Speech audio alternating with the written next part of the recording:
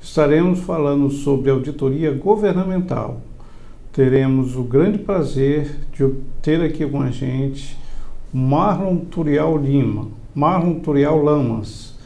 Ele é contador, trabalhou no Conselho Regional de Contabilidade, no Instituto de Previdência de Vitória e atualmente é auditor interno da Prefeitura Municipal de Vila Velha.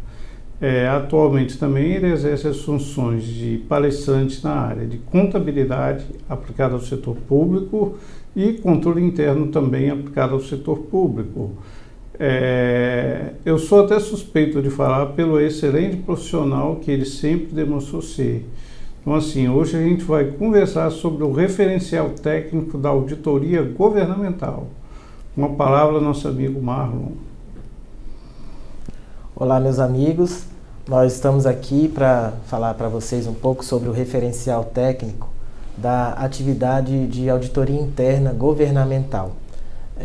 No setor público, né, nós temos também o controle interno governamental e como parte desse conjunto que é o controle, temos a auditoria interna. E o referencial técnico hoje no Brasil foi encampado, né, pela Controladoria Geral da União, através da Instrução Normativa número 3 de 2017, e os demais entes da Federação estão também inseridos nesse contexto a partir do momento que adotam como parâmetro esse referencial técnico e podem regulamentar também nas suas esferas governamentais esse mesmo tipo de referencial técnico, claro, dadas as particularidades de cada ente da federação. Nós vamos começar aqui falando então sobre o nosso referencial técnico que é adotado hoje no Brasil. Para a gente começar essa conversa, vamos falar qual é o enfoque hoje dos órgãos de controle interno na esfera governamental, né? Nos níveis federal, estaduais e municipais. Nós temos hoje o controle externo, que ele é exercido pelos tribunais de contas, pelos órgãos que são órgãos autônomos, né, independente da administração pública. Ele possui poderes para intervir em licitações, em avaliar as contas dos administradores públicos e também aplicar sanções a esses administradores caso eles cometam alguma infração legal, né, alguma inconformidade, alguma ilegalidade. E no âmbito interno nós temos o controle interno, né, isso é para dentro da administração pública, né, ele atua de forma preventiva e corretiva, com vistas ao atendimento à legislação em caráter opinativo também.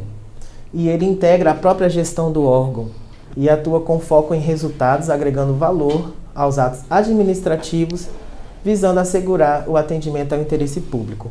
Então, o controle interno governamental ele é de extrema importância como um órgão de assessoramento direto do gestor principal, daquele gestor público principal que foi eleito, né, pelo povo. Que aí no âmbito federal nós temos o presidente da República, no âmbito estadual nós temos o governador do estado e no âmbito municipal o prefeito municipal. Então esse gestor principal e também toda a sua equipe administrativa, né, os órgãos públicos como os ministérios, as secretarias, eles dependem também do controle interno como esse órgão de assessoramento para poder agregar valor à sua gestão. Como nós vivemos num Estado democrático de direito, né, e num sistema de common law, nós precisamos seguir o que a lei determina. Então, os fundamentos constitucionais e legais do controle interno no Brasil hoje são a Constituição da República de 88, em seus artigos 70 e 74. No âmbito federal, mas também não deixa de ser aplicável também aos âmbitos estadual e municipal. Nós temos o Decreto-Lei número 200 de 1967, que ele foi recepcionado pela Constituição de 88, através do seu artigo 6º, inciso 5, e os artigos 13 e 14. Também nós temos a Lei Federal 10.180 de 2001, que em seus artigos 20, 19 e 24 também regulamentam o controle interno no âmbito federal. E também o Decreto Federal 3.591 de 2000. Esses regulamentos, eles têm aplicação no âmbito federal, mas como eu disse, eles também podem ser utilizados como parâmetro para regulamentações nos âmbitos estadual e municipal. Então, esses são os fundamentos legais e constitucionais. E também, hoje, em vigor, no âmbito da Controladoria Geral da União, no âmbito do Poder Executivo Federal, nós temos a Instrução Normativa CGU da Controladoria Geral da União, número 3, publicada no dia 9/6/2017. Ela aprova o referencial técnico da atividade de auditoria interna governamental do Poder Executivo. Importante a gente dizer, né, nós estamos aqui com foco no Poder Executivo, porque no âmbito do poder público nós temos o Poder Executivo, o Poder Legislativo e o Judiciário. Então, aqui nós estamos com foco apenas no Poder Executivo. E esta instrução normativa, ela regulamenta essa atividade da auditoria no Poder Executivo Federal. E ela pode ser utilizada também como parâmetro para os demais entes da federação. Só a título de exemplo, no Estado do Espírito Santo, nós temos o referencial técnico da auditoria governamental do Poder Executivo do Governo do Estado, que foi aprovado em 2019 pela resolução do CONSECT, né, que é o Conselho de Controle Interno do Estado, número 21 de 2019. E, para exemplo, também no âmbito municipal da Prefeitura de Vila Velha, nós temos lá a portaria número 3 de 2019, que também regulamenta no âmbito municipal essa atividade da auditoria interna, com seu referencial técnico aprovado por essa portaria número 3 de 2019. E o que é o referencial técnico, né? Ele é um instrumento de convergência das práticas de auditoria interna governamental, exercidas no âmbito do Poder Executivo, como eu disse, com normas, modelos e boas práticas internacionais e sistematização de práticas relacionadas à governança, gestão de riscos e controles internos no Poder Executivo. Então, ele tem esses focos macros, né? A governança, que é apoiar e ter boas práticas de governança interna no órgão. A gestão de riscos, né? Você avaliar riscos, você promover o controle, né? E através disso promover o controle e evitar que os riscos se materializem. Ou quando eles se materializem, ter planos de contingência para poder estancá-los. Também estabelece requisitos fundamentais para a prática profissional e para a avaliação do desempenho da atividade da auditoria interna governamental. Né? Ele estabelece formas e requisitos fundamentais que o auditor interno governamental precisa observar durante o exercício da sua atividade. Define princípios, conceitos e diretrizes que norteiam a prática da auditoria interna governamental, né? É um guia de como o auditor interno deve seguir na sua atividade e fornecer também uma estrutura básica para o aperfeiçoamento da atuação com a finalidade de agregar valor à gestão dos órgãos e entidades do Poder Executivo. Isso também é uma coisa muito importante, porque o gestor público ele pode se valer das avaliações, né, das consultorias do auditor interno para poder agregar valor, para poder melhorar os seus procedimentos, para poder entregar à sociedade o melhor do serviço público, que é aquilo que a sociedade precisa e almeja, né? A partir do momento que ela elegeu os seus representantes, e aí o controle interno vem a agregar valor a esse gestor para que consiga atingir esse objetivo principal, que é o interesse público. Então, nesse contexto, qual seria o propósito e a abrangência da auditoria interna governamental? Né? A auditoria ela tem que ser uma atividade independente e objetiva de avaliação e de consultoria. Né? Ela sempre vai ser exercida da melhor forma possível pelo auditor interno de forma independente, sem intervenções. Ela também tem que ter esse foco de adicionar valor e melhorar as operações de uma organização, buscar auxiliar as organizações públicas a realizar seus objetivos a partir da aplicação de uma abordagem sistemática e disciplinada. Ou seja, existe todo um contexto internacional e que hoje o Brasil adota, que é regulamentado pelo IIA, né, que é o Instituto de Auditores Públicos, de Auditores Internos, e que o Brasil hoje adota. Então, tem toda uma sistemática já consagrada e que o auditor interno tem como se basear para poder exercer sua atividade no âmbito governamental. Também tem como propósito avaliar e melhorar a eficácia dos processos de governança, de gerenciamento de risco de controles internos, como já foi falado. E o propósito maior, então, é esse, é aumentar e proteger o valor organizacional das instituições públicas, fornecendo avaliação, assessoria e aconselhamento baseado em risco. No caso do Poder Executivo Federal, a auditoria interna governamental ela é exercida pelas unidades de auditoria interna governamental, chamadas de UAIG.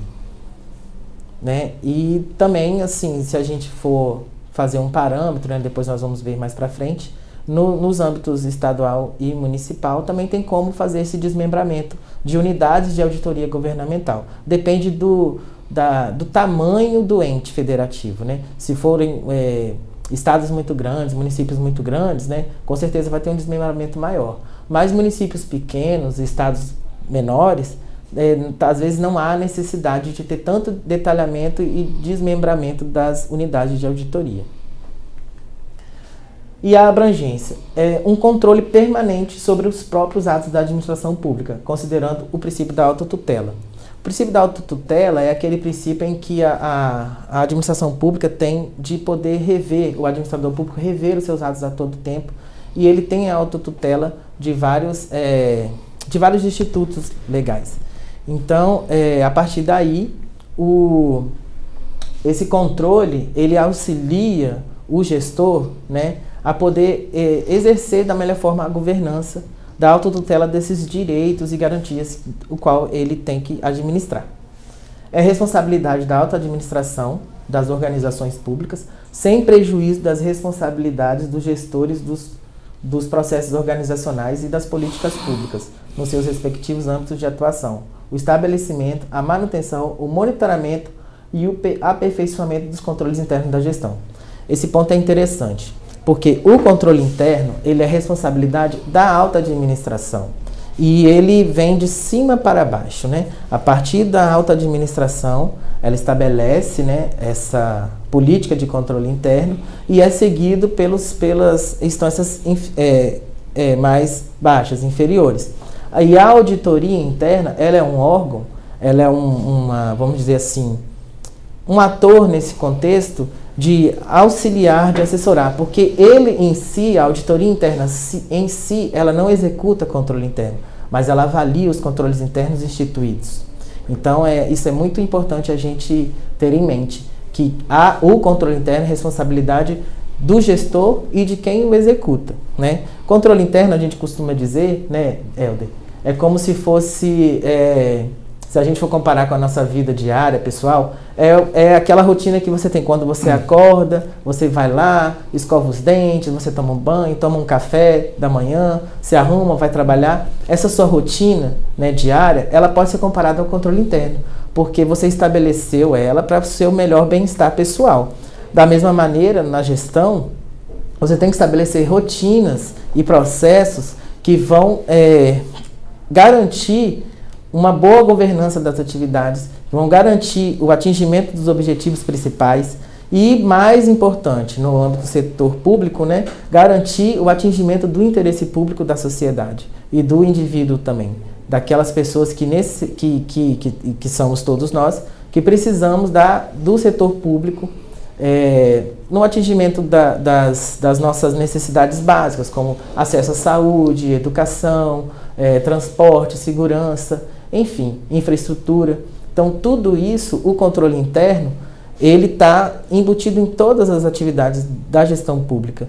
Então, por isso que o controle interno é responsabilidade da alta gestão e a auditoria interna, ela tem esse papel de avaliar e de assessorar e de agregar valor à gestão pública através da avaliação dos controles internos instituídos e estabelecidos.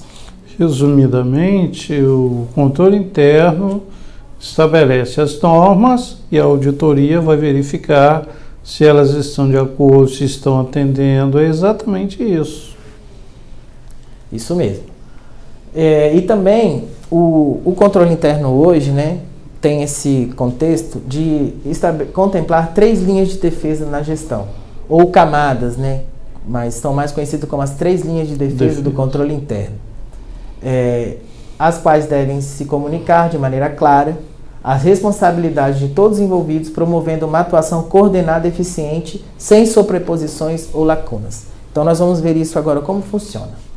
A primeira linha de defesa, né, assim chamada, ela contempla os controles primários, né, é a própria execução das atividades em si. Eles devem ser instituídos e mantidos pelos gestores responsáveis, né, aquilo que nós dizemos. O gestor responsável, a auto-administração, institui um determinado procedimento, institui determinado controle, através de um decreto, de uma lei, ou de uma instrução normativa, de uma portaria, e tem ali definido um procedimento, como fazer e o que fazer. E tem que ser implementado nessas políticas públicas, durante a execução das atividades e tarefas no âmbito de seus macroprocessos finalísticos e de apoio.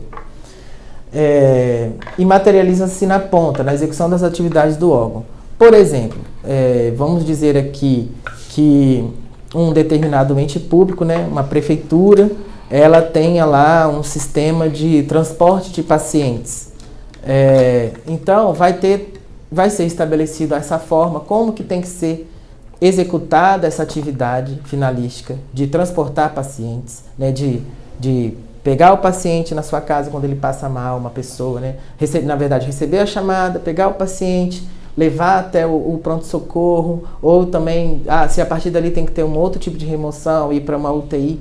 Então, esse procedimento, a gente pode dizer que é um controle interno primário, e ele vai ser executado na ponta pelos profissionais capacitados para esse fim.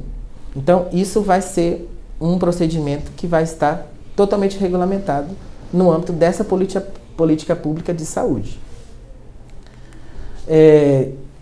E aí vem a segunda linha de defesa. O que a segunda linha de defesa representa nesse contexto?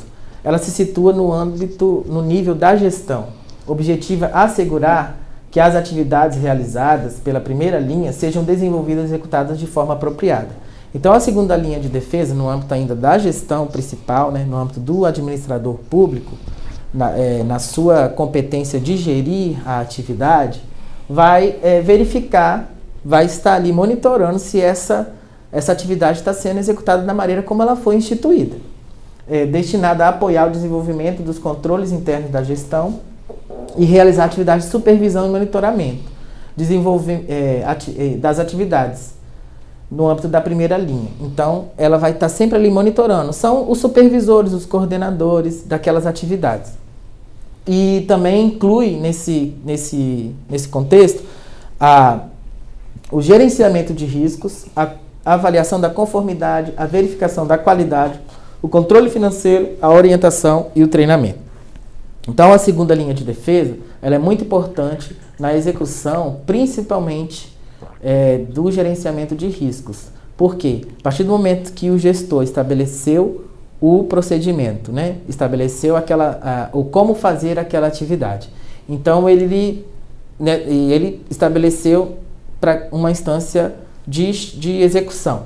E aí, na instância de gestão, ele vai fazer o quê? Ele vai monitorar e vai avaliar o risco daquela atividade. Se ela está sendo conduzida da maneira como ela foi instituída, ou se ela foi instituída de uma maneira ineficiente, ela vai ser reavaliada, ela pode ser revista, aquela atividade, e aí o gestor vai tendo esse controle nessa instância de segunda linha de defesa, daquilo tudo que é executado lá na primeira linha de defesa. E a terceira linha de defesa é a própria auditoria interna em si, né, que ela presta o serviço de avaliação e consultoria com base nos pressupostos de autonomia técnica e de objetividade. Então, é um órgão, a auditoria interna, né, essa terceira linha de defesa, ela como se ela estivesse, ela é interna, pertence ao ente federativo, mas ela é como se estivesse de fora. Por quê? Como ela não executa as atividades e não foi ela também quem instituiu as atividades, nem ela que avalia os riscos daquela atividade, ela vem fazer o quê? Ela vem avaliar se tudo está acontecendo da maneira apropriada, para poder identificar pontos positivos ou pontos negativos e orientar a gestão se aquilo precisa ser melhorado, se aquilo está de acordo, pode continuar da mesma maneira como tem sido executada, se precisa de uma revisão. Então, a auditoria interna, ela contribui para o aprimoramento da política pública e para a atuação das organizações que a gerenciam, né? Ela é um órgão de assessoramento direto do gestor público. Os destinatários, então, desse serviço de auditoria interna, né, de avaliação, de consultoria, quem são? A própria alta administração, né, os prefeitos, os governadores, os presidentes, os secretários, os ministros, qualquer pessoa que esteja no âmbito de uma gestão, de uma coordenação, de uma presidência, de um órgão público. O gestor da organização, das entidades públicas, né, como eu falei, e a própria sociedade, sim.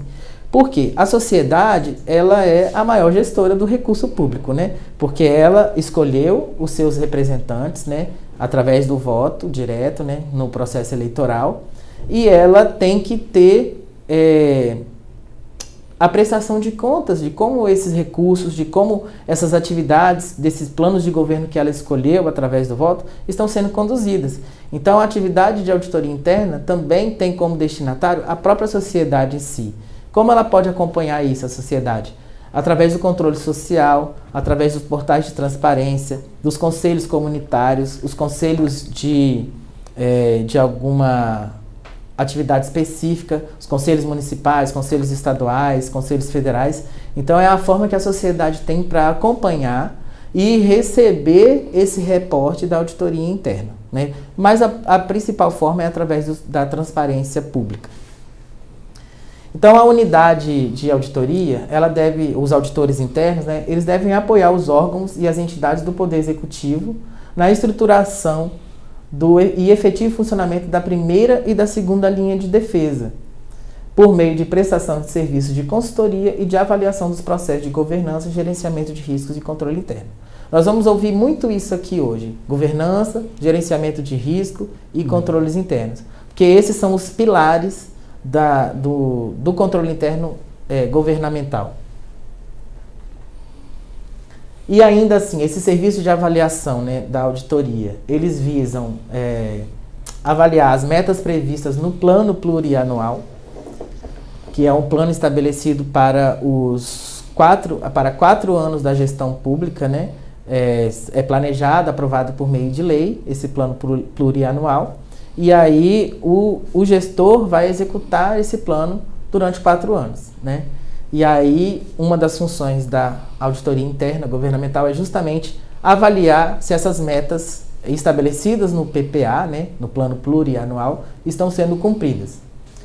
Também verifica a execução dos programas de governo e dos orçamentos, a regularidade, a economicidade, a eficiência, a eficácia da gestão orçamentária, financeira, patrimonial, dos órgãos e das entidades da administração pública.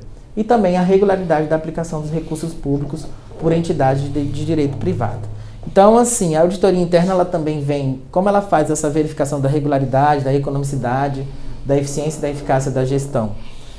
Através da avaliação dos procedimentos licitatórios, das contratações públicas, né, das compras e aquisições, através das contratações também de pessoal, também é feita essa avaliação do sistema remuneratório do ente. E também, assim, ele também verifica a regularidade da aplicação dos recursos públicos por entidade de direito privado. Aquelas situações em que o poder público repassa dinheiro a uma entidade privada, ao particular, para poder executar determinada atividade que seria de responsabilidade do próprio poder público. Exemplo, as parcerias público-privadas, os contratos de gestão na área de saúde, e também a gestão de algumas atividades na área da assistência social e da educação por entidades filantrópicas. Ainda no campo da terceira linha, né, a atividade de auditoria interna.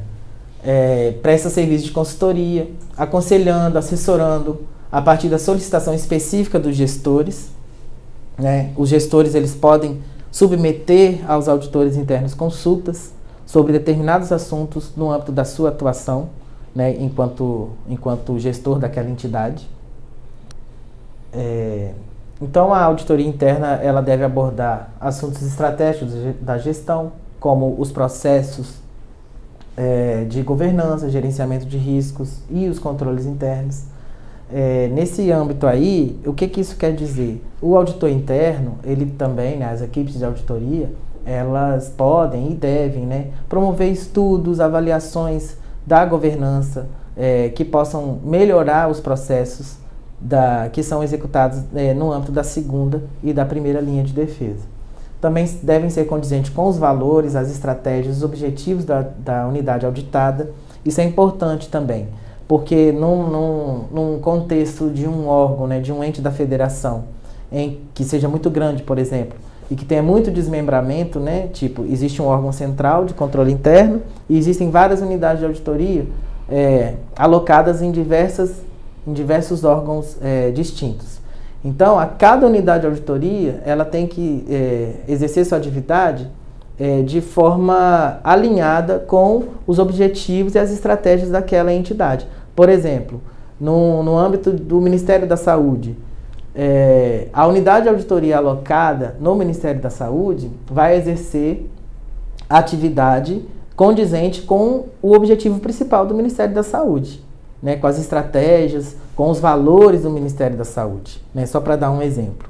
A mesma coisa, no âmbito do Ministério da Defesa, a auditoria interna alocada ali vai ter que se alinhar com os objetivos estratégicos do Ministério da Defesa, né? É um exemplo que a gente pode usar aqui. E ao prestar o serviço de consultoria, as unidades de auditoria, elas não devem assumir qualquer responsabilidade que seja da administração. Isso daí é o chamado princípio fundamental da segregação de funções, né? A auditoria, como a gente disse aqui, ela é uma atividade independente e tem autonomia técnica. Então, ela não pode atuar em nenhum momento nas decisões e na gestão, nem executar nenhuma atividade fim. Ela só está ali para avaliar e para assessorar o gestor, né? E para agregar valor à gestão da entidade. Os trabalhos de avaliação dos processos de gestão de riscos e de controles, ele vem verificar a adequação e a suficiência dos mecanismos de gestão de risco e de controle estabelecido, avaliar a eficácia da gestão dos principais riscos, né, se eles estão sendo geridos de forma eficaz, e a conformidade também das atividades executadas em relação à política de gestão de riscos da organização. Então, assim, resumindo, né, a primeira linha de defesa, ela é exercida pelo órgão executor, né? Define o que é necessário para fazer o trabalho, estabelece quais são as rotinas realizadas no setor, elabora checklists, né, para a realização de tarefas, executa as próprias rotinas em si de trabalho e avalia possibilidades de melhoria. Então, assim, se a gente puder fazer uma comparação, a primeira linha de defesa é quem põe a mão na massa, é o chão de fábrica em si, né? É quem executa, é quem vai ali, tá na ponta, trabalhando, lidando com o público, lidando com as atividades finalísticas do órgão. A segunda linha de defesa também parte do órgão executor, né? Mas ela trata mais da gestão de riscos, né? E da gestão em si da atividade.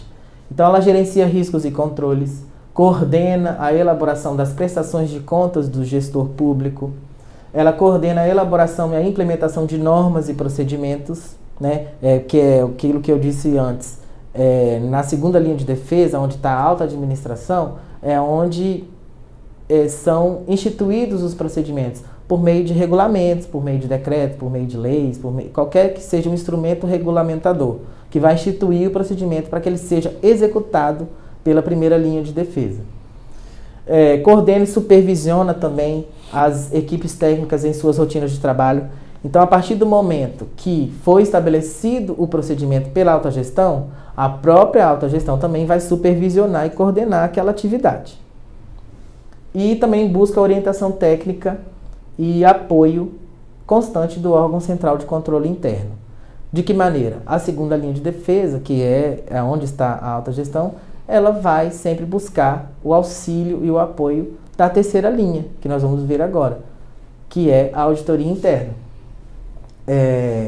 Para fazer o quê? Avaliar se os controles externos estão desenhados, implementados e operando com base na atuação da primeira e da segunda linha de defesa. Ela atua também na prestação de contas dos gestores públicos conforme planejamento específico, ou seja, auditando, né, essas contas. Avalia as fragilidades recorrentes e a forma que esse risco é gerenciado pelo órgão dentro de sua área de atuação.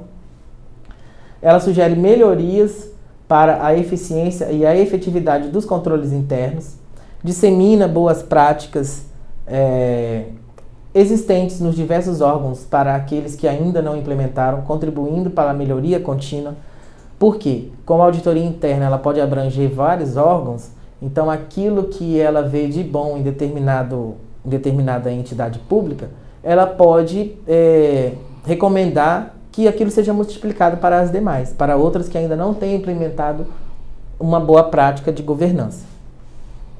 E zela também pela segurança razoável quanto ao cumprimento de responsabilidades específicas do controle interno. Então, aqui também ilustrando, né, nós temos na primeira linha de defesa, né, que é a unidade que vai ser auditada, né, o órgão executor em si. Ele organiza e desenvolve essa primeira linha de defesa, impulsionando e auxiliando a estruturação dos procedimentos e as normas, né, nessas unidades auditadas e supervisiona a implementação. A própria unidade auditada também, ela institui a segunda linha, exercendo gestão de risco, supervisão e monitoramento no desenvolvimento e controle das atividades. A terceira linha já é a unidade de auditoria, né, que atua efetivamente auditando para tratar as possíveis ameaças. E aí, nesse contexto, nós temos essas três linhas de defesa no âmbito interno. E aí, muita gente às vezes já ouvi até dizer, confundir, e a quarta linha de defesa são os tribunais de contas. Isso não é correto de se afirmar. O Tribunal de Contas, ele é o controle externo. Então, ele não está no âmbito de nenhuma linha de defesa do controle interno, porque ele não é controle interno, ele é controle externo. E então, o sistema de controle interno, até por atribuição constitucional, ele apoia o controle interno que é exercido pelos tribunais de contas, no exercício da sua missão institucional. Então, existe aí uma interlocução institucional do controle interno, através das suas três linhas de defesa, no âmbito da administração pública, para ajudar o controle externo, que é exercido pelo Tribunal de Contas, a cumprir a sua missão institucional, ok? E isso está na Constituição também, no artigo 74. Então, passando essa parte mais introdutória, nós vamos agora falar sobre o sistema de controle interno do Poder Executivo. Como eu disse, né, nós estamos aqui como parâmetro a Instrução Normativa 03 de 2017 da Controladoria Geral da União, que é aplicável ao Poder Executivo Federal, mas nós quisemos trazer aqui de uma maneira que possa ser comparada, né, e aplicada a qualquer ente da federação, do âmbito estadual ou do âmbito municipal. Por quê? Porque são requisitos e são boas práticas internacionais da atividade de controle interno e de auditoria interna e que foram materializadas através dessa instrução normativa e que elas podem servir de parâmetro para a implementação em maior ou menor grau em qualquer ente da federação. Então, a Constituição dispõe no artigo 70 que a fiscalização contábil, financeira, orçamentária, operacional e patrimonial da União e das entidades da administração direta e indireta, quanto à legalidade, à legitimidade, à economicidade, à aplicação das subvenções e à renúncia de receitas, será exercida pelo Congresso Nacional, mediante o controle externo, lembram, Tribunal de Contas, e pelo sistema de controle interno de cada poder.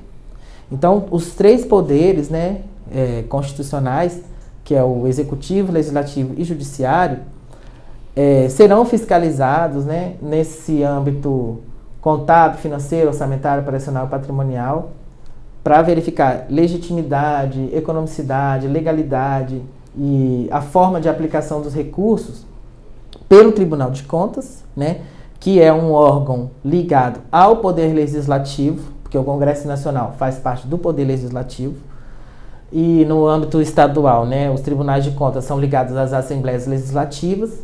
No âmbito municipal, nós temos o Tribunal de Contas do Estado, né, como um órgão que se reporta às câmaras municipais também. Então, isso é o controle externo. E também pelo sistema de controle interno de cada poder. Então, o Poder Executivo tem o seu sistema de controle interno, que é representado pela Controladoria Geral da União. O Poder Legislativo também tem seu controle interno e o Poder Judiciário também tem seu sistema de controle interno. E a atuação desse sistema de controle interno abrange todos os órgãos e entidades do Poder Executivo, incluindo as empresas estatais dependentes e qualquer pessoa física ou jurídica que utilize, arrecade, guarde, gerencie ou administre dinheiros, bens e valores públicos sob a responsabilidade do Poder Executivo. Então, o que seria o controle interno proativo? Ele fomenta a qualidade do gasto, integra a gestão, planeja as ações de controle com base em riscos, relevância e materialidade, incrementa a gestão do conhecimento e da inovação, impulsiona a governança e viabiliza o controle social e a transparência. Então, isso aqui é o resumo, praticamente, do que nós já estamos falando até aqui. O controle interno proativo, ele vem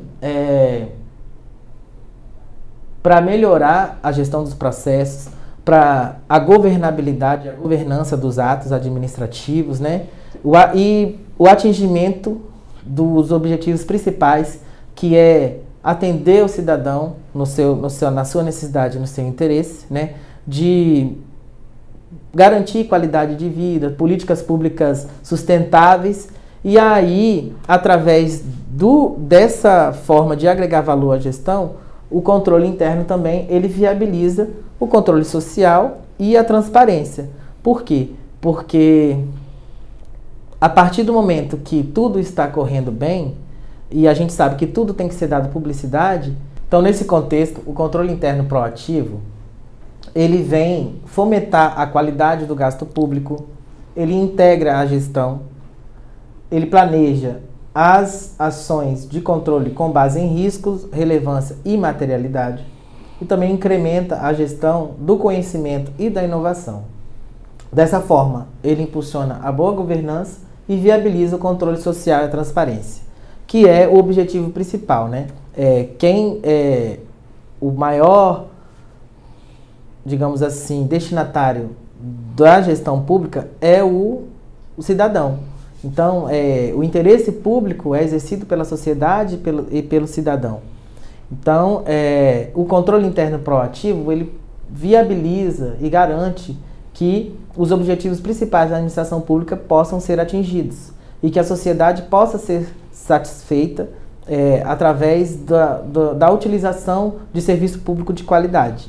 E ela pode avaliar isso através da transparência, através do controle social, que pode ser exercido por qualquer cidadão, individualmente, né, pedindo acesso às informações, assim também como a sociedade civil organizada, por meio dos conselhos, por meio das entidades não governamentais de representação popular. Então, como que é a organização e a estrutura do sistema de controle interno no Poder Executivo, seja em âmbito federal, seja em âmbito estadual ou municipal? Nós temos um órgão central, né? Tem que sempre ter a figura do órgão central do sistema de controle interno. Então, no âmbito da União, quem é esse órgão central? A Controladoria Geral da União, que ela tem o status de ministério, né? E ela é um órgão na estrutura organizacional da União de assessoramento direto do Poder Executivo, do chefe do Poder Executivo, ou seja, do Presidente da República. No âmbito dos estados, nós temos as Controladorias Gerais do Estado, ou também chamada Secretaria de Controle e Transparência, né? Aqui no caso do Espírito Santo, é representada pela SECONT, Secretaria de Estado de Controle e Transparência. No Distrito Federal, existe a Controladoria Geral do Distrito Federal. E nos municípios nós temos as Controladorias Gerais do município, ou também, em alguns municípios, adotaram essa nomenclatura de Secretaria Municipal de Controle e Transparência, que é o caso de Vila Velha, onde eu trabalho. E aí, além do órgão central de controle interno, nós vamos ter a figura dos órgãos setoriais de controle interno. Lembra que eu disse antes sobre a unidade de auditoria interna governamental? É onde estão alocados esses órgãos setoriais. E quais são esses órgãos setoriais? No âmbito federal, nós temos a Secretaria de Controle Interno, que são a Secretaria de Controle Interno, CISET, da Presidência da República, da Advocacia Geral da União, do Ministério das Relações Exteriores, do Ministério da Defesa. Existem também, no âmbito federal, as Unidades de Controle Interno dos Comandos Militares.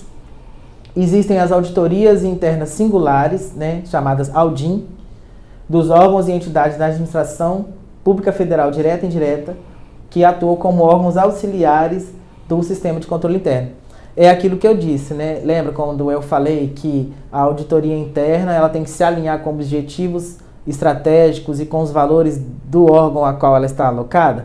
Então, a AUDIM, no âmbito federal, é aquele braço da auditoria interna que está alocado em cada um dos ministérios. Por exemplo, existe a AUDIM do Ministério da Saúde, a AUDIM do Ministério da Educação, né? Então, essa unidade, ela é uma unidade setorial do sistema de controle interno, né? Vinculada ao órgão central de controle interno. No caso dos estados, né? Um exemplo aqui do estado do Espírito Santo, conforme regulamentado pela Lei Complementar 856 de 2017. A unidade setorial de controle interno, ela é uma coordenação pertencente à estrutura hierárquica da SECONT, né? Ou seja, ela pertence ao órgão central de controle interno, a Secretaria de Controle e Transparência do Estado, e ela é alocada fisicamente nas dependências dos órgãos ou entidade para o qual foi designada. Então, o que isso quer dizer? Aqui no estado do Espírito Santo, as unidades setoriais, elas são constituídas com um braço da SECONT dentro das diversas secretarias estaduais, dos departamentos estaduais.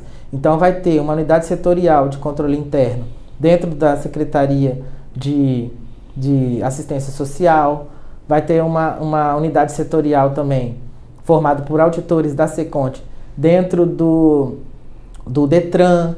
Então, é assim que funciona aqui no Estado do Espírito Santo, regulamentado por meio da Lei 856. E também existe o órgão executor de controle interno, que são todos os órgãos e entidades da estrutura organizacional do Poder Executivo no exercício de controle interno sobre as suas funções finalísticas ou de caráter administrativo. E também a unidade executora de controle interno, que é uma instância estabelecida na estrutura do órgão executor para realizar ações de supervisão, monitoramento, controles internos, como, por exemplo, comissão permanente, unidade administrativa. Então, aqui nós temos bem fácil de visualizar a atuação da terceira linha de defesa, que seria essa unidade setorial, que são auditores da SECONT destacados para trabalhar dentro dos órgãos estaduais. E nós temos aqui também a figura da segunda linha de defesa, através do órgão executor, né, que são esses órgãos que são de dentro da própria estrutura da Secretaria de Estado, por exemplo, né, da Secretaria de Saúde, vamos dar assim um exemplo. Dentro da Secretaria de Saúde vai ter um órgão executor de controle interno, que é da própria estrutura, não pertence à SECONT, mas é um órgão que faz o controle interno, que faz a supervisão e a gestão do controle dentro da secretaria, com o auxílio da terceira linha, que são esses auditores da SECONT que estão alocados lá. E também tem essa unidade executora, que são aqueles que também estão no âmbito da segunda linha, subordinados ao órgão executor do controle interno. Nos municípios, né, como exemplo, o município de Vila Velha, existe as unidades setoriais, são as unidades executoras de controle interno, que são diversas unidades da estrutura organizacional, abrangendo a administração direta e indireta, no exercício das suas atividades de controle interno. inerente às funções finalísticas de caráter administrativo. Então, são aqueles setores internos de cada secretaria municipal ou de cada autarquia municipal que atua na execução do controle interno em si, regulamentando e auxiliando o gestor daquela unidade e também sempre se reportando ao órgão central, que é a Secretaria de Controle e Transparência. Então, o que compete ao órgão central do controle interno? Ele coordena as atividades do controle interno, exerce controles essenciais e avalia a eficiência e eficácia dos demais controles existentes. Realiza com a exclusividade auditorias para cumprir a função constitucional de fiscalização. Então, a função de auditoria interna ela é exclusiva dos órgãos centrais de controle interno. O que isso quer dizer? No âmbito do setor público, a atividade de auditoria interna ela só pode ser exercida por servidor público de carreira, aprovado em concurso público para o cargo de auditor interno governamental. Cada ente dá um nome específico, né, mas sempre tem essa característica de auditor interno governamental. Por exemplo, no âmbito da União é auditor federal de fiscalização e controle. No âmbito do Estado do Espírito Santo é auditor do Estado. No município de Vila Velha é auditor interno, puramente o nome. Mas é essa figura do auditor, que é um servidor concursado, admitido por meio de concurso público, do quadro permanente do município, ou do Estado, ou da União, e ele vai exercer essa atividade de auditoria interna, sendo vinculado ao órgão central de controle interno, que é quem tem a competência exclusiva para exercer essa atividade. Então, a atividade de auditoria ela tem que ser exclusiva do auditor admitido em concurso público, vinculado ao órgão central. Ela provém também orientação, o órgão central, né? Orientação normativa e supervisão técnica para as unidades de auditoria mediante edição de normas e de orientações técnicas, avaliação da atuação das unidades de auditoria, com o objetivo de harmonizar a atividade de auditoria governamental, promover qualidade dos trabalhos e integrar o sistema. Ou seja, o órgão central, ele concatena todas as unidades setoriais. Então, é ele que regulamenta e organiza a atividade da auditoria, tanto proveniente do órgão central como nas unidades setoriais. Também estabelece diretrizes quanto à realização de ações integradas pelas unidades de auditoria, de forma a promover a atuação harmônica no contexto das competências concorrentes e o fortalecimento recíproco das unidades de auditoria. Ou seja, organiza, né, de forma integrada. Por quê? Existem várias competências distintas, né, na administração pública. Tem os órgãos que cuidam da saúde, os que cuidam da educação, cuidam da assistência social, da defesa, do desenvolvimento econômico, do desenvolvimento urbano. Então, a unidade de auditoria, como elas estão alocadas em todos esses entes da administração, todas essas entidades da administração pública, ela tem que integrar de forma harmônica essa atividade. Mesmo que cada entidade tenha a sua particularidade, mas a auditoria ela vai regulamentar a atividade de uma maneira harmônica. Para quê? Para ter padronização, para ter, principalmente no caso de competências concorrentes, né? No caso de assistência social e saúde, tem muita coisa que pode se confundir e ser parecida. Então tem que ter uma harmonia na atividade e na avaliação da auditoria para que não se sobreponham ou que perca a eficiência da atividade. Articulação interinstitucional, né? Trabalhar de forma articulada e integrada, com a sinergia mediante clara definição de papéis, de forma a racionalizar recursos, maximizar resultados. Né? O órgão central ele sempre vai estar se articulando com todos os demais órgãos da administração pública. Efetuar estudos e propor medidas de integração, avaliar e aperfeiçoar as atividades das unidades de auditoria para homogeneizar interpretações, né? Promover intercâmbio de informações, estabelecer ações integradas ou complementares para proporcionar maior efetividade das ações e de enfrentamento à corrupção. É uma coisa também que pode acontecer em qualquer órgão público, né? infelizmente, a corrupção. Então precisa ter um alinhamento entre todos os auditores internos, né, alocados em quaisquer das unidades setoriais ou do órgão central, para que o combate à corrupção seja feito de forma harmônica e organizada e sistematizada. Zelar também pelo adequado e tempestivo encaminhamento dos resultados das auditorias às instâncias competentes. Então, o órgão central é ele que é o responsável por fazer com que a informação chegue ao gestor principal e também à sociedade da maneira tempestiva e eficaz, né? Porque informação velha e atrasada não vai agregar em nada à gestão. Então, como o principal propósito da auditoria interna é agregar valor, então a informação precisa chegar a quem precisa chegar e de maneira tempestiva e eficaz. Cooperação também entre o sistema de controle interno e os órgãos de controle externo na troca de informações de experiências, bem como na execução das ações integradas, sendo essas compartilhadas ou complementares.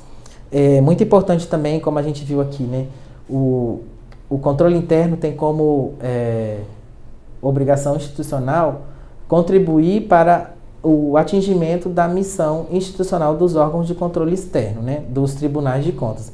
Mas não só dos tribunais de contas, né? Podem existir várias ações integradas entre o controle interno com outros órgãos que também exercem controle externo, além do Tribunal de Contas, tais como o Ministério Público, a Procuradoria-Geral da República, a Defensoria Pública. Vários órgãos podem executar o controle externo, né? Também acabam fazendo o controle externo além do Tribunal de Contas.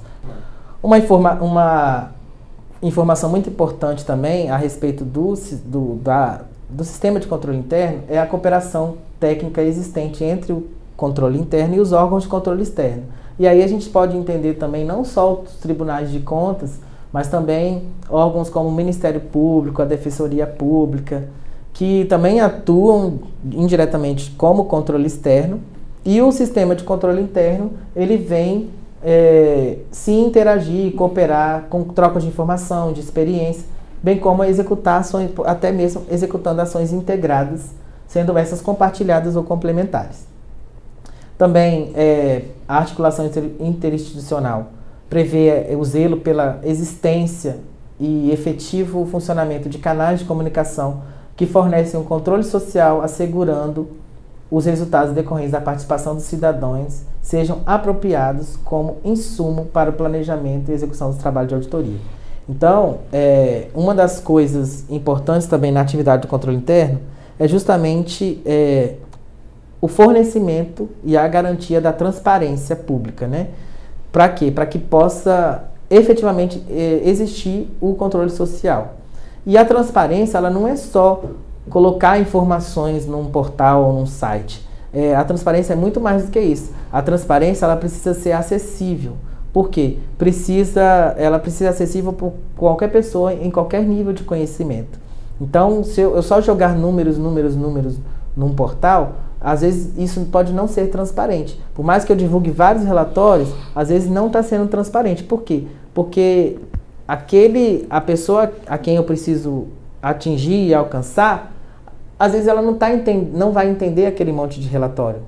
Então eu preciso fazer com que a informação chegue, mas que ela também chegue de maneira clara, objetiva, e que essa comunicação seja eficiente com esse cidadão e com a sociedade como um todo. Quais são os princípios e requisitos éticos da atividade de auditoria interna?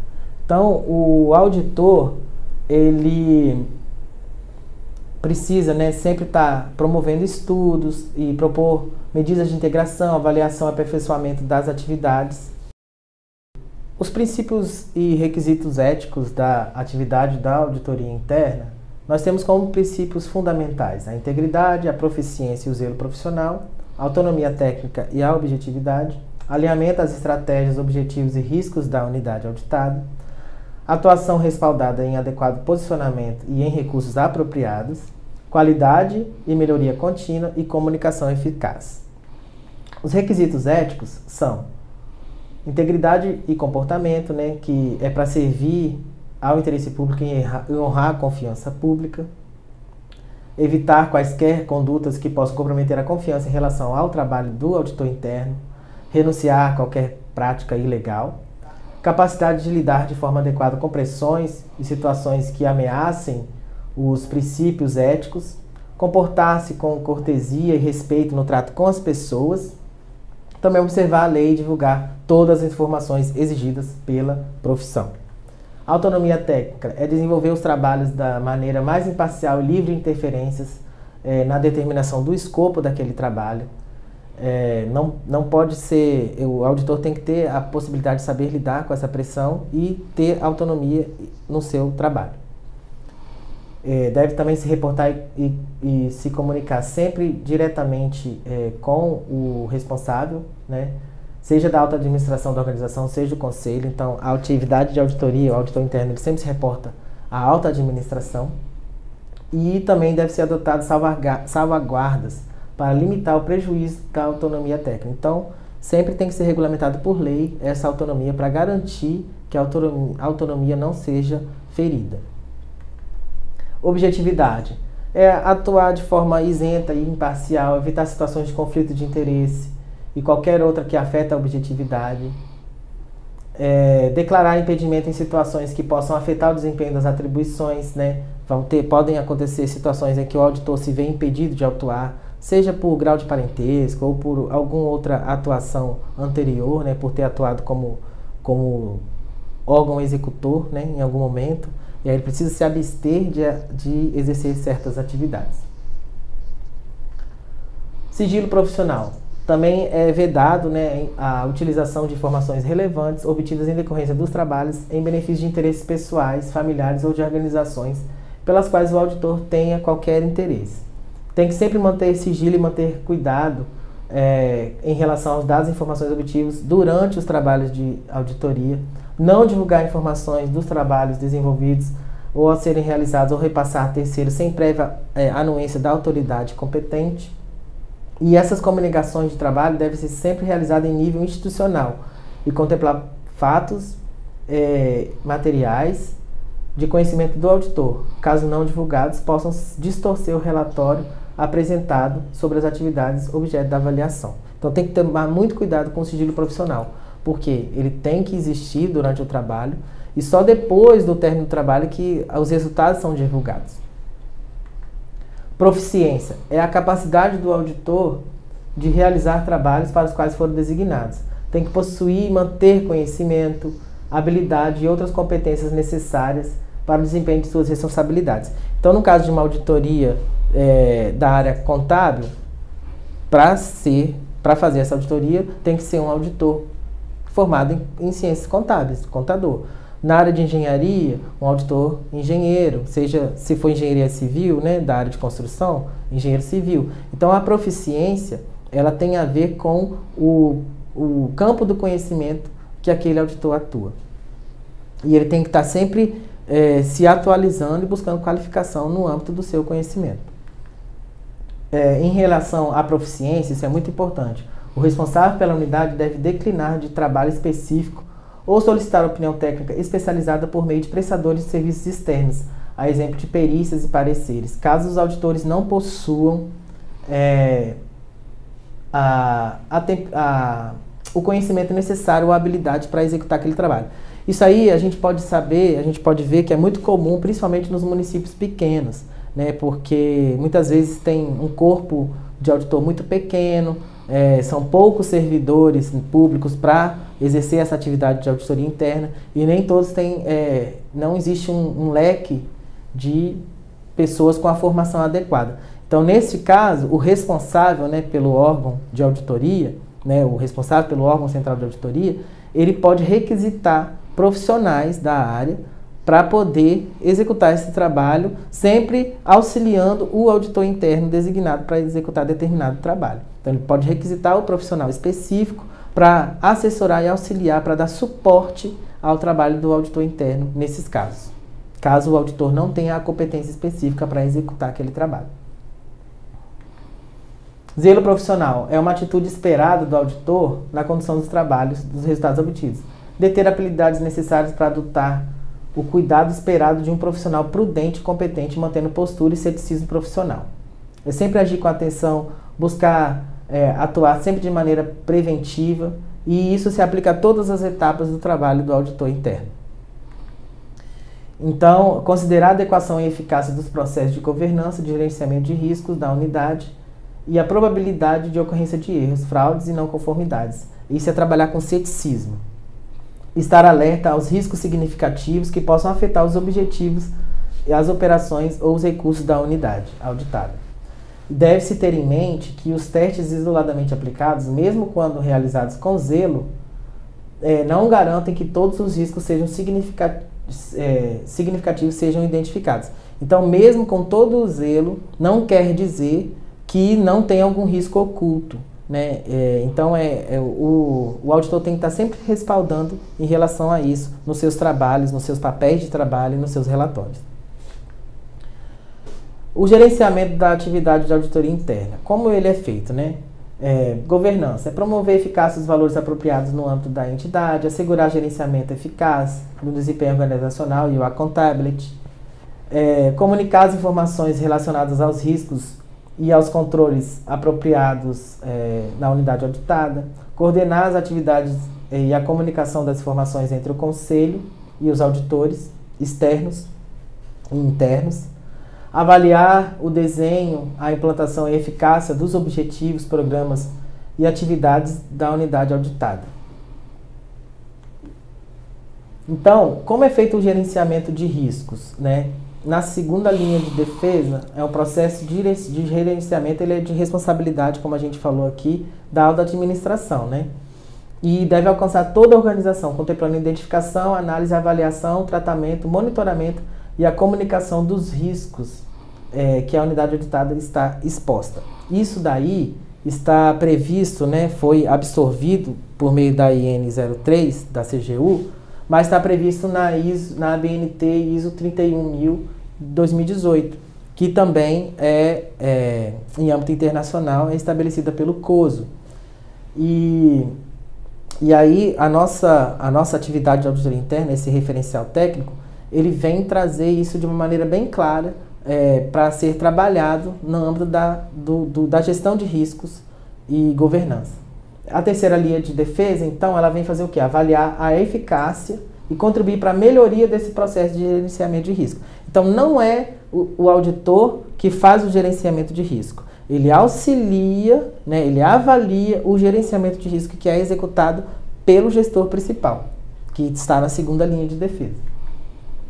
Então, nesse contexto, né, conforme a ABNT ISO 31000-2018, isso aqui é o resumo de tudo que está escrito na IN, né, mas isso aqui é o resumo, né, nós temos os processos de gestão de risco, como ele se comporta, né, é estabelecido o escopo, o contexto e o critério. Então, nesse meio, feita a identificação do risco, a análise do risco e a avaliação. Eles têm que ser monitorados e analisados de maneira crítica, devem ser tratados, registrados e relatados e, por fim, são comunicados e podem também servir de consulta para outras instâncias. Então, eles sempre girar nessa sistemática, né? O processo de gestão de riscos, que é responsabilidade da alta administração. E a auditoria interna vem fazer o quê? Vai sempre avaliar e assessorar para melhorar esse processo de gestão de riscos.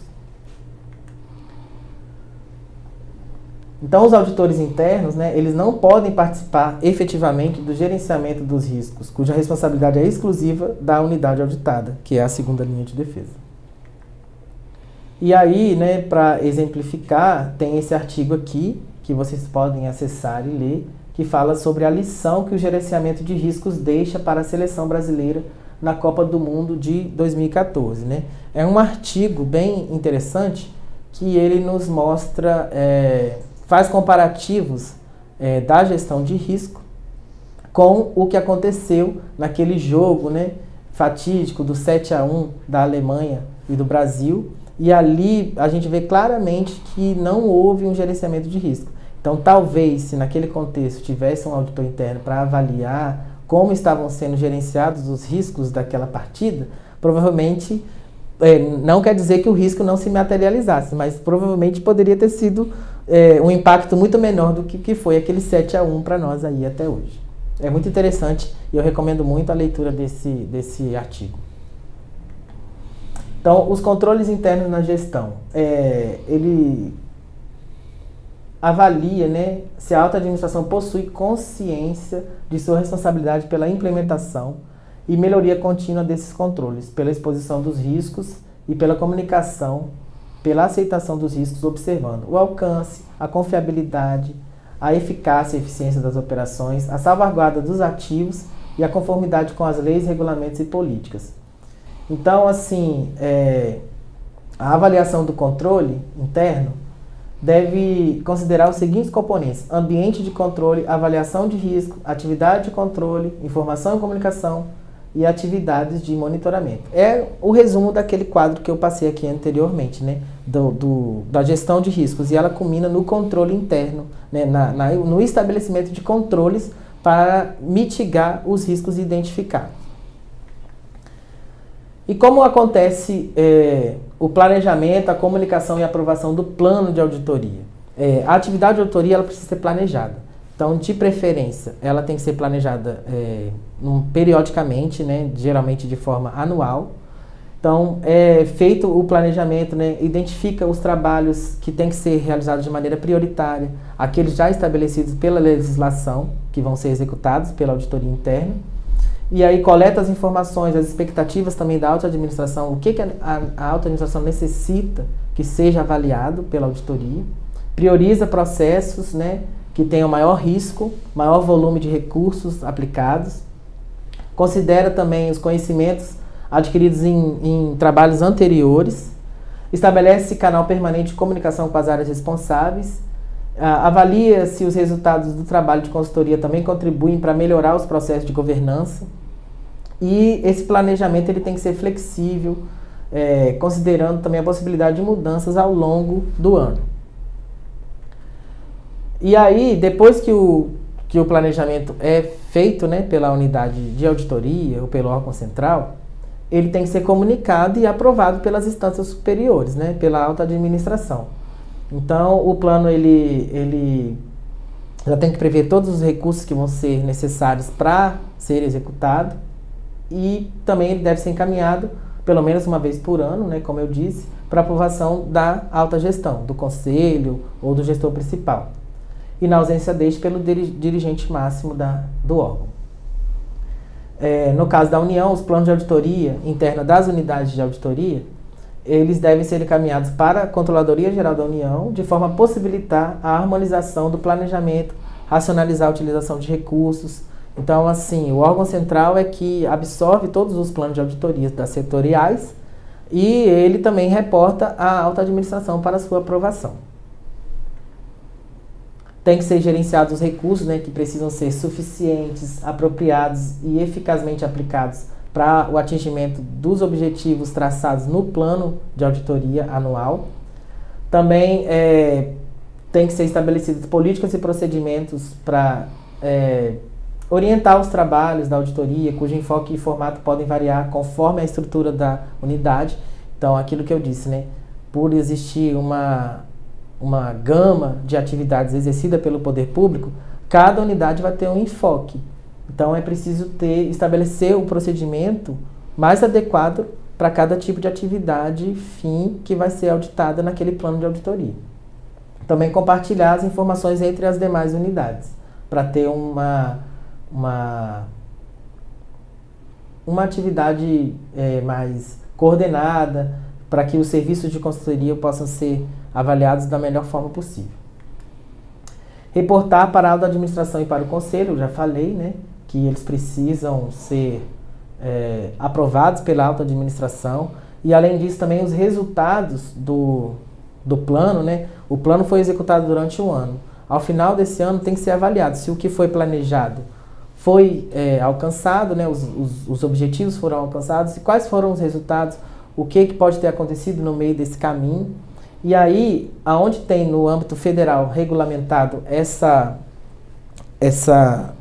esses critérios, né, de como planejar as atividades de auditoria e de como também divulgar os resultados, está na Instrução Normativa número 5, de 27 de agosto de 2021, muito recente agora. Na verdade, é uma atualização, né, porque essa regulamentação já existe também desde 2017 no âmbito da CGU, e agora, muito recentemente, eles aprovaram essa nova instrução normativa, regulamentando, né, atualizando a regulamentação do Plano Anual de Auditoria Interna, do Relatório Anual das Atividades de Auditoria Interna e do Parecer de Prestação de Contas das entidades, das unidades de auditoria governamental.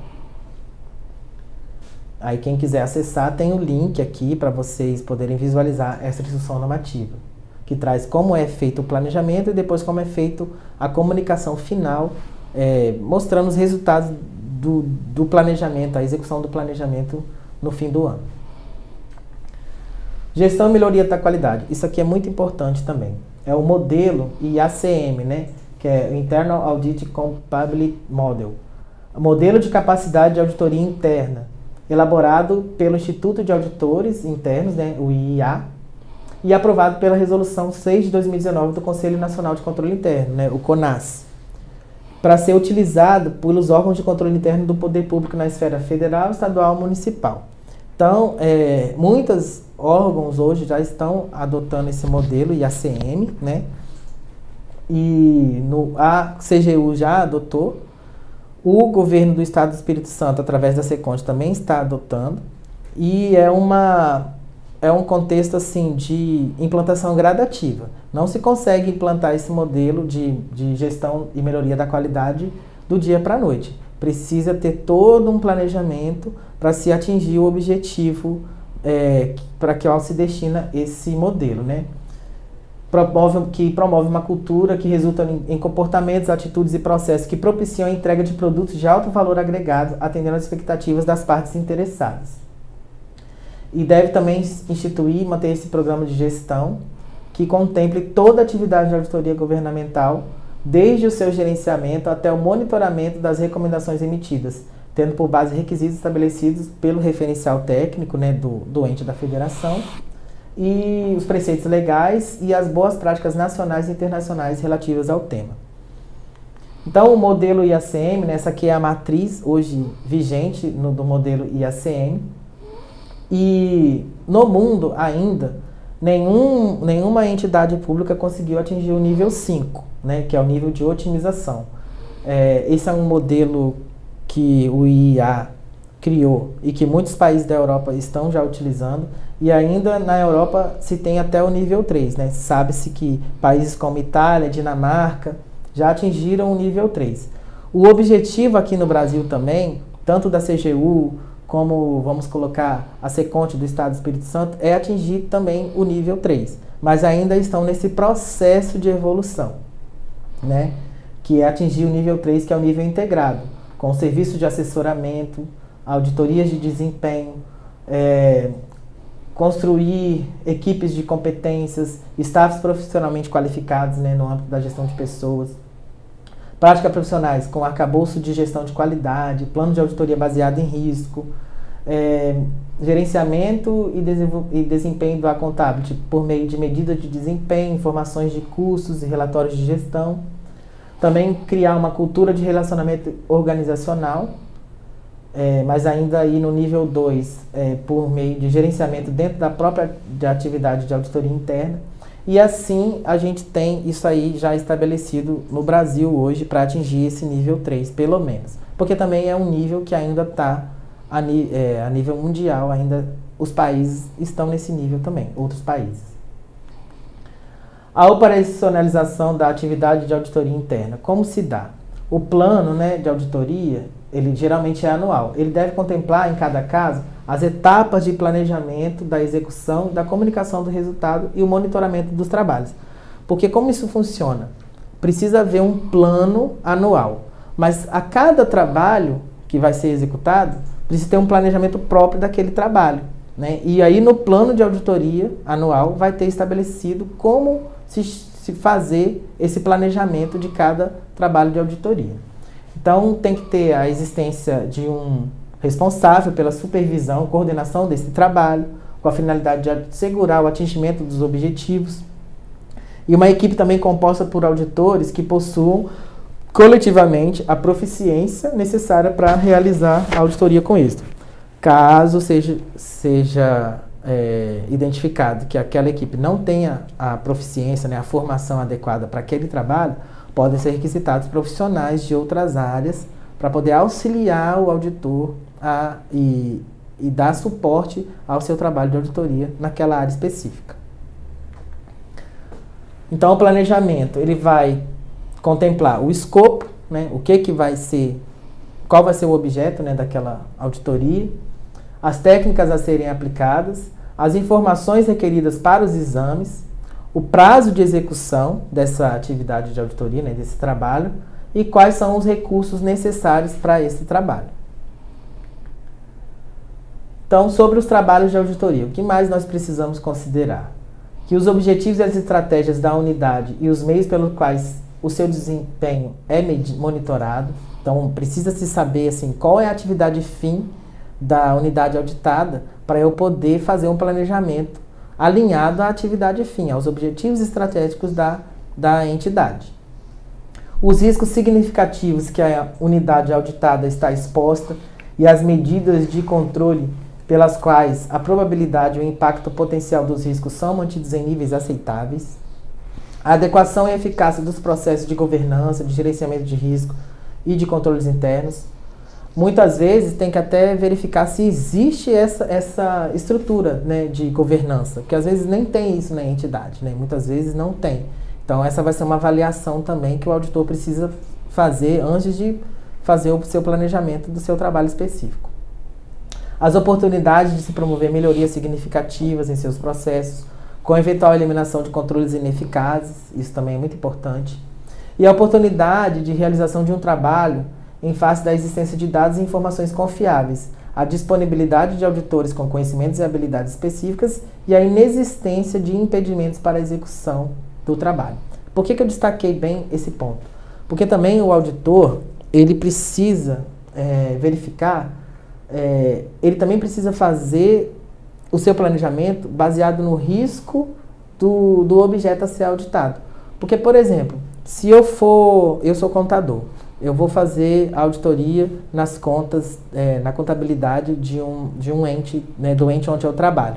Mas se eu verificar que é uma contabilidade que ela não traz relatórios confiáveis, que uma contabilidade, por exemplo, que está atrasada, que é tudo fechado às pressas, né, para poder prestar conta, e os dados não estão contabilizados corretamente, se isso já foi identificado previamente, antes do planejamento, tem que ser verificado se vale a pena, porque às vezes o risco já é tão alto que não vai adiantar você auditar aquilo ali, porque com certeza você vai encontrar inconsistências.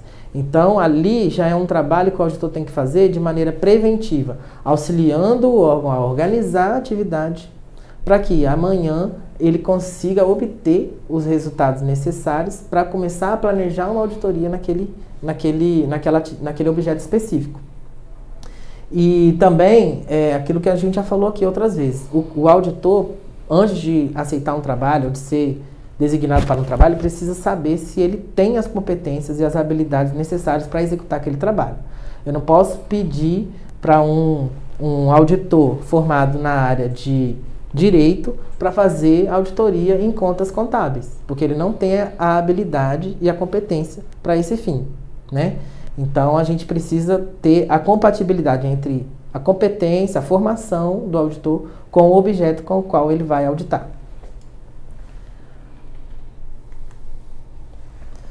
E os documentos, né, as atividades, elas precisam ser documentadas e registradas por escrito no planejamento da auditoria. Então, uma análise preliminar do objeto, isso tudo precisa estar documentado, né? Interação com gestores, especialistas, é tipo uma pesquisa inicial, antes de você estabelecer o planejamento em si. Então, você vai documentar tudo para respaldar o seu planejamento. Definir o objetivo e o escopo do trabalho, considerar os principais riscos, a adequação e a suficiência dos mecanismos de controle. O escopo ele deve ser suficiente para alcançar os objetivos definidos, com a declaração clara do foco, da extensão e dos limites da auditoria. Isso também é muito importante. O auditor interno precisa saber até onde ele consegue ir.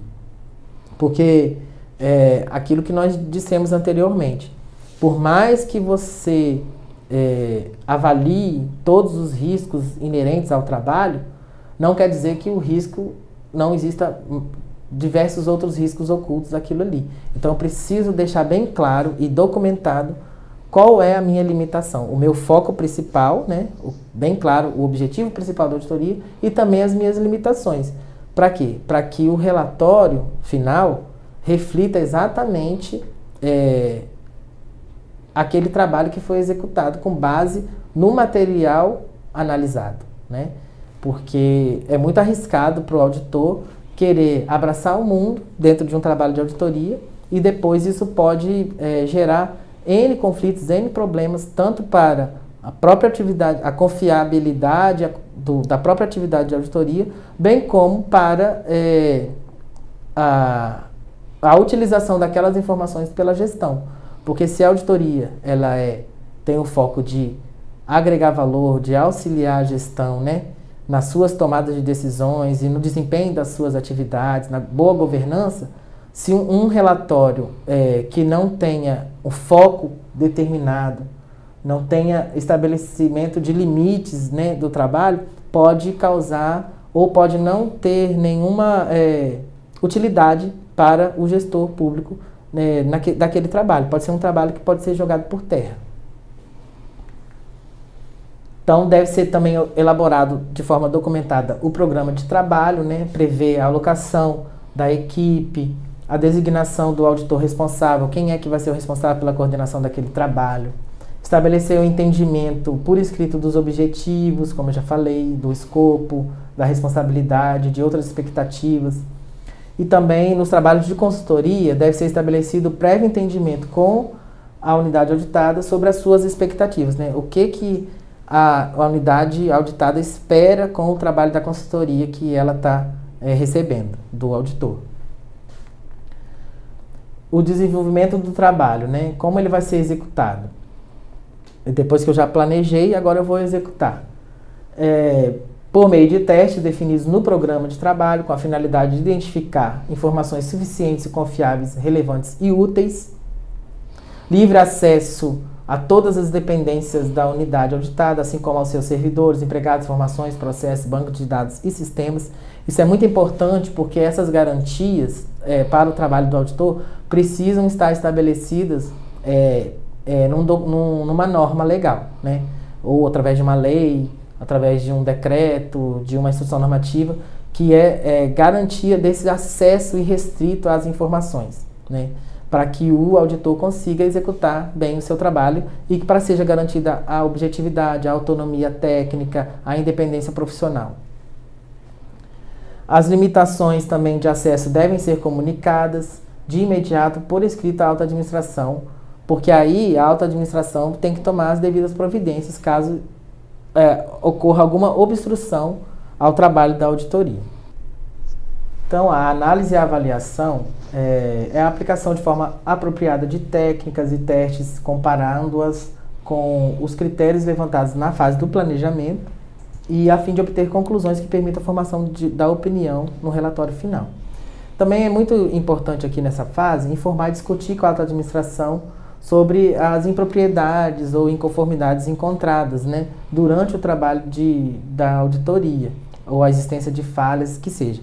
Essa é uma fase que a gente costuma chamar de painel de referência, que é quando o trabalho foi concluído, existe uma matriz preliminar, né, de achados sobre inconformidades, e aí você discute, antes de emitir o relatório final, o auditor discute, né, com a unidade auditada, com aqueles técnicos representantes da unidade auditada, né, a alta gestão, sobre esses achados, sobre essas inconformidades. E aí apresenta essas informações de forma preliminar e às vezes muitas coisas ali podem ser já sanadas e resolvidas nessa reunião, que a gente chama de painel de referência. Também aí, a partir dessa comunicação, né, dessa informação, dessa discussão, você pode ainda também conceder um prazo para a unidade, para ela se manifestar formalmente sobre essas essas inconformidades encontradas, né? Para ela ter oportunidade de esclarecer, de até sanar essas inconformidades que foram encontradas durante o trabalho da auditoria. Como que a gente documenta também as informações? Né? Por meio dos papéis de trabalho, que são as análises realizadas e as evidências produzidas ou coletadas pelos auditores em decorrência dos exames. Né? Tudo tem que ser guardado e documentado. Os papéis de trabalho eles devem ser organizados de forma a permitir a identificação dos responsáveis pela sua elaboração. Definir também uma política de armazenamento dos papéis, preferencialmente em meio digital. Deve também ser assegurada a preservação e a rastreabilidade desses registros, né? Geralmente são registros por meio de processos oficiais. Então, na administração pública, tudo é feito através de processos. Então, a cada trabalho de auditoria, abre-se um processo, né? Naqueles órgãos onde já tem o processo digital, geralmente vai ser um processo digital, e ali vai ser alimentado aquele processo com todas as informações. Para quê? Para que isso crie o histórico, a rastreabilidade dos dados, né? E também o arquivo daquelas informações de maneira permanente. Políticas de concessão de acesso aos papéis de trabalho, né? Indicar quais são as partes internas ou externas da unidade que poderão ter acesso aos papéis, né? Aos registros. Considerar também a necessidade da manutenção de sigilo das informações de acordo com os preceitos legais. Geralmente, as atividades de auditoria interna, elas correm sob sigilo enquanto estão sendo executadas e a divulgação do resultado é feita através do relatório final da auditoria. Esse sim pode ser publicizado, né? Mas a atividade, geralmente, ela corre sob sigilo durante a execução do trabalho. E também ser submetido à apreciação de uma assessoria jurídica e à aprovação da administração a qual a entidade está vinculada. Muitas vezes pode acontecer a necessidade de haver uma análise jurídica, uma assessoria jurídica, né, do órgão jurídico da entidade, pode haver essa necessidade, e também a aprovação do responsável principal da entidade. A supervisão dos trabalhos. Eles devem ser adequadamente supervisionados de forma a assegurar o alcance dos objetivos e a consistência dos julgamentos profissionais significativos, realizados no decorrer do trabalho e a qualidade dos produtos da auditoria. Então, essa supervisão, ela inclui a garantia da proficiência da equipe, as instruções apropriadas durante o planejamento e do trabalho, a garantia de que o programa aprovado seja cumprido e que as eventuais alterações sejam autorizadas, né? Confirmar também de que os papéis de trabalho suportam as observações que vão estar no relatório, porque também o relatório ele tem que ter esse suporte dos papéis de trabalho, e esses papéis de trabalho tem que ter compatibilidade com o que está escrito no relatório final. Segurança também de que as comunicações do trabalho sejam precisas, objetivas, claras e concisas, construtivas, completas e tempestivas. Então é muita coisa que a gente precisa observar. Por quê? Porque se o objetivo, a gente volta lá no início da apresentação, é agregar valor, então essas informações elas têm que ter precisão, objetividade, clareza, concisão, elas têm que possibilitar a construção de algo bom para a entidade, tem que ser completa e tem que ser tempestiva. Então, só vai conseguir atingir esse objetivo de agregar valor se o resultado do trabalho tiver essas características. E segurança também de que os objetivos do trabalho da auditoria sejam alcançados. A intensidade da supervisão deve variar conforme a proficiência e a experiência dos auditores internos governamentais e da complexidade do trabalho de auditoria. Né? Então, o supervisor, o coordenador do trabalho, ele vai ser mais, vai ter que precisar atuar de uma maneira mais incisiva se a equipe for menos proficiente para o trabalho. Mas se for uma equipe altamente qualificada, às vezes ele vai fazer um trabalho bem mais leve de supervisionar, porque ele vai ter mais confiabilidade naquela equipe, na execução do trabalho. E também assegurar que a supervisão dos trabalhos seja realizada e documentada, devendo ser estabelecido um mecanismo para uniformização de entendimentos decorrentes dos julgamentos profissionais individuais. Também precisa ter muito esse cuidado, porque numa equipe multidisciplinar, né, podem acontecer várias divergências de entendimentos. Então, vamos supor que numa determinada unidade seja auditado um contrato de prestação de serviço de, vamos dizer assim, fornecimento de alimentação. E aí, esse contrato nessa unidade tem as mesmas características de um contrato parecido em outra unidade, totalmente distinta, que elas são atividades distintas. Mas tem o mesmo contrato, vamos supor, de fornecimento de alimentação na Secretaria de Saúde, e tem esse contrato também de fornecimento de alimentação na Secretaria de Assistência Social. São atividades similares, são contratos similares.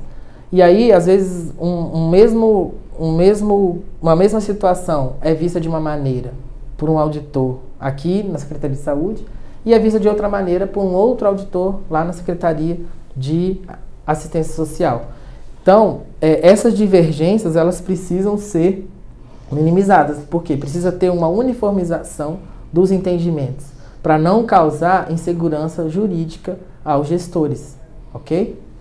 E também para não causar confusão na divulgação dos resultados, na transparência para a sociedade, que também é uma das usuárias dessa informação. A comunicação do resultado tem como destinatário principal a alta administração, também as demais partes interessadas, como os órgãos de controle externo e a sociedade. O posicionamento ele tem que ser formado com base em análise realizada pela equipe, nas informações e nos esclarecimentos prestados pelos órgãos. Também deve demonstrar os objetivos do trabalho, a extensão dos testes, as conclusões, as recomendações e os planos de ações propostos, né? Então, assim, sempre o resultado de um relatório de auditoria vão ter recomendações a serem emitidas e uma proposição de algum plano de ação a ser praticado pela entidade. Também deve ser clara, já falei isso, né? Completa, concisa. Deve considerar as expectativas e as demais manifestações da alta administração. Deve estar suportada por informações suficiente, confiável, relevante e útil, e apresentar recomendações que agreguem valor à unidade e que principalmente tratem as causas das falhas eventualmente identificadas. Muitas vezes pode acontecer da equipe de auditoria emitir recomendações que não vão ter aplicabilidade nenhuma. E isso precisa ser muito bem observado, né? O auditor precisa se ater e ter mais esse cuidado de fazer recomendações que vão realmente agregar valor e que vai ser possível da unidade cumprir, conforme a realidade dela, né? Não adianta recomendar missão impossível que não vai ter o atingimento principal da atividade em si, né? De o gestor conseguir utilizar aquilo para melhorar a sua atividade. A divulgação deve ser publicada na internet como instrumento de accountability, de gestão pública e de observância ao princípio da publicidade consignado na Constituição.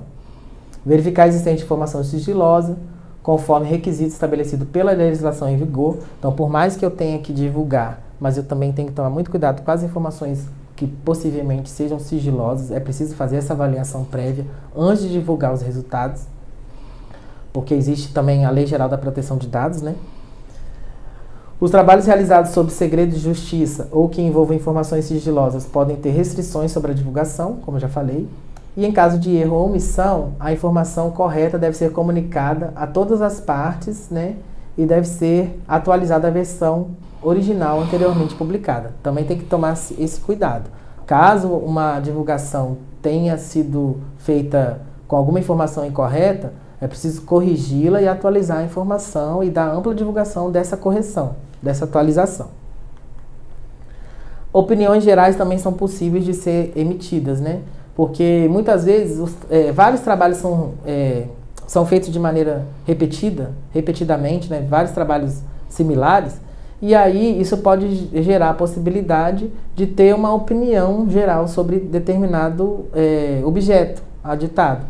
E aí pode ser feita uma abordagem de forma ampla, geralmente a gente chama de enunciados ou súmulas, né, que são entendimentos já firmados da equipe ou da unidade de auditoria, que podem já ser divulgados como orientações técnicas para os órgãos seguirem em determinadas situações. Por exemplo, uma situação que seja recorrente, né, de como proceder à execução de um contrato de obra, por exemplo. E aí, determinados achados que repetidamente são encontrados podem formar uma opinião geral. E aí pode-se criar uma súmula, um enunciado sobre aquele item específico para que os órgãos todos possam seguir aquilo e seguir aquilo como orientação para que não ocorra mais aquele tipo de problema. Deve ser emitida com base em conjunto suficiente de trabalhos individuais, ser respaldada com evidência de auditoria suficiente e, quando ela não for favorável, elas também devem ser expostas a razões para tal. Requer um adequado conhecimento das estratégias, né, dos objetivos e dos riscos da unidade. Aí que tem a forma como uma opinião geral deve ser comunicada, né? Ela tem que incluir um escopo, tem que ter uma consideração sobre os diversos trabalhos de auditoria, um resumo das informações que suportam essa opinião geral, os riscos, a estrutura e o controle, outros critérios utilizados como base para a opinião geral e qual foi essa opinião geral alcançada. Agora nós vamos falar sobre o monitoramento da atividade. É responsabilidade da alta administração da unidade zelar pela adequada implementação das recomendações emitidas pelos auditores internos, cabendo-lhes aceitar formalmente o risco associado de caso decida não realizar nenhuma ação. Então, terminou-se um trabalho de auditoria interna, emitiu seu relatório para a alta administração. Lá dentro do relatório tem várias recomendações, né? E aí o órgão auditado, ele é responsável por implementar aquelas recomendações, né? Fazer um plano de ação, propor, né, um plano de ação para conseguir atingir aquelas recomendações que foram feitas pela auditoria. Mas ele também, como ele é responsável, esse órgão auditado, ele também, se ele não quiser seguir aquelas recomendações, ele assume o risco de não segui-las. Então isso é muito importante, isso ficar bem claro. E aí, por que isso é importante da gente saber? Porque após um trabalho de auditoria concluído, ele pode vir a ser monitorado, né? Muitas vezes determinadas atividades, elas precisam ser avaliadas constantemente. Então, eu faço uma auditoria esse ano, que estava planejada, mas eu posso, nos anos seguintes, vir monitorando se aquelas recomendações que eu emiti estão sendo seguidas ou não. E aí é preciso ser feito um novo trabalho junto àquela entidade para saber o porquê e se os riscos, e reavaliar aqueles riscos também inerentes ao não cumprimento das recomendações emitidas pela auditoria. E é isso que eu queria trazer para vocês, né, sobre essa atividade da auditoria interna governamental. Para quem tenha interesse em ingressar, é necessário saber que precisa ter essa oportunidade oferecida por algum órgão por meio de concurso público. E aí você pode procurar fazer o concurso para ser auditor interno governamental em qualquer esfera dos poderes, né, governamentais, seja no âmbito federal, estadual, municipal. E é uma atividade muito boa, muito prazerosa, bem difícil, assim, um pouco até arriscada, né? Mas a gente gosta muito do que a gente faz e espero que eu possa ter trazido para vocês um conteúdo que seja válido, que seja proveitoso para todos. E eu quero deixar para vocês essa mensagem, né, do livro Desassossego, de Fernando Pessoa, que diz o seguinte: agir, eis a inteligência verdadeira. Serei o que quiser, mas tenho que querer o que for. O êxito está em ter êxito, e não em ter condições de êxito. Condições de palácio tem qualquer terra larga, mas onde estará o palácio se não o fizerem ali? Então, assim, a gente, enquanto profissional da área de auditoria, nós precisamos ter essa consciência de que de nada vale trabalharmos num órgão mais estruturado ou num órgão menos estruturado. A gente precisa conseguir atingir esse objetivo principal, que é agregar valor à instituição para a qual a gente trabalha e também auxiliar no atingimento do interesse público, seja coletivo, seja individual. E acho que esse é o objetivo principal da auditoria interna governamental. Ok? Eu acho que foi excelente a apresentação do nosso colega Marlon, brilhante apresentação. Essa questão da auditoria interna, a única ressalva que eu faço é o seguinte: toda auditoria requer monitoramento, ele deixou isso muito bem claro. Então não adianta, a nível governamental, você só fazer auditoria. Você tem que acompanhar se o gestor está atendendo às recomendações, que com certeza é para uma gestão de qualidade. Então, assim, parabéns, Marlon, excelente apresentação. Recomendo que todos vocês assistam, porque muito bem apresentada o foco sobre auditoria interna governamental. Muito obrigado.